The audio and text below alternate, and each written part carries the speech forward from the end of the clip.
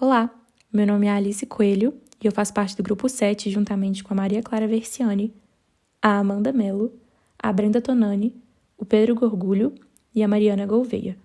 No episódio de hoje de Conhecendo os Raros, nós vamos falar sobre a doença de Pompe, também conhecida como doença glicogênio tipo 2, deficiência da alfa-1,4-glucosidase ácida, a deficiência da maltase ácida e glicogenólise tipo 2.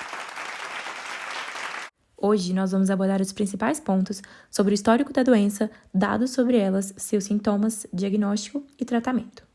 Mas o que é a doença de Pompe? É uma doença que afeta principalmente os músculos esquelético e o músculo cardíaco, causada por uma mutação genética rara, que gera deficiência na atividade da enzima alfa-glucosidase ácida, também conhecida como GAA. Mas por que será que ela tem esse nome? A doença de Pompe recebeu esse nome graças a um médico estudioso holandês, chamado Johannes Cassianus Pompe, que ao observar o cadáver de um bebê de 7 meses, viu o acúmulo de glicogênio nos músculos e em alguns tecidos específicos. Falando um pouco sobre a genética da doença, é importante ressaltar que ela é autossômica recessiva, o que significa que pais portadores têm 25% de chance de ter filhos com a doença. Isso é claro em uma situação em que ambos os pais são heterozigotos e o filho seria homozigoto recessivo. Essa doença se manifesta por mutações no gene da enzima GAA, e são conhecidas cerca de 911 variantes de mutações nesse gene, das quais 71% estão relacionadas com a doença de Pompe, mas só 52% das pessoas apresentam o fenótipo clínico. Agora vamos entender um pouco sobre a bioquímica da doença. Nas células de um indivíduo não portador, o glicogênio é degradado nos lisossomos através da enzima GAA. Mas quando há uma mutação no gene que codifica essa enzima, ela fica deficiente e o glicogênio não será degradado nos lisossomos, ocorrendo assim o acúmulo do glicogênio nas células.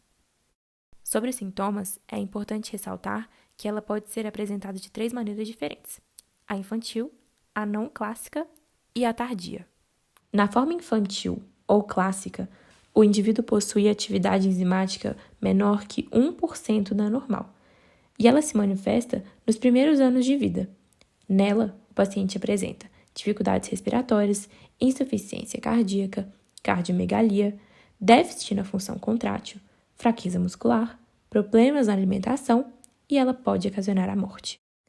A infantil não clássica é menos comum e menos grave em relação à forma clássica da doença, isso porque ela tem uma progressão mais lenta.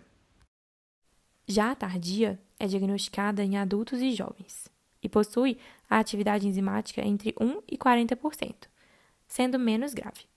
Alguns sintomas são a fadiga, a dificuldade respiratória, problemas cardíacos, fraqueza e dores musculares, além da escoliose e a dificuldade de realizar algumas atividades comuns. Passando para a incidência da doença, temos dados de que no mundo ela é de 1 para cada 40 mil nascidos vivos, sendo a infantil de 1 para 138 mil e a tardia de 1 para 57 mil.